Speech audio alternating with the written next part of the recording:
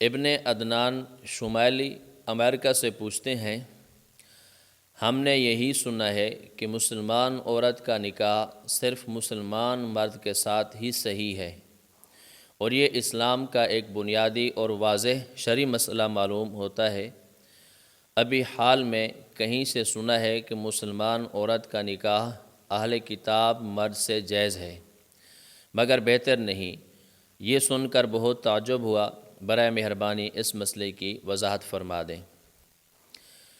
جو لوگ صحیح معنوں میں اہل کتاب ہیں، نمبر 1 اللہ تعالیٰ کی توحید کو مانتے ہیں، نمبر 2 انبیاء علیہم الصلاۃ والسلام میں سے کسی نبی کو مانتے ہیں، ایمان رکھتے ہیں، نمبر 3 آسمانی کتب یعنی تورات، زبور یا انجیل میں سے کسی کتاب پر ایمان رکھتے ہیں۔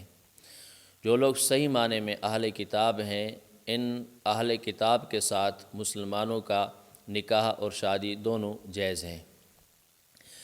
تاہم آج کے دور کے اندر حضرات علماء کرام نے اس بات کی صراحت فرمائی ہے، یورپ کے اندر جو عیسائی یا یہودی رہتے ہیں یا دیگر ممالک کے اندر رہتے ہیں، آج کے دور کے اندر یہ اہل کتاب ایسے ہیں جن میں اکثریت دہریہ کی ہے، یعنی وہ اللہ تعالیٰ کے وجود کے منکر ہیں۔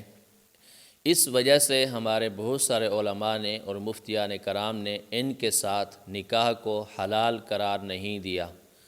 لہٰذا آج کے دور کے اندر فتویٰ اس بات کے اوپر ہے کہ اہل کتاب کے ساتھ نکاح کرنا جائز نہیں ہے۔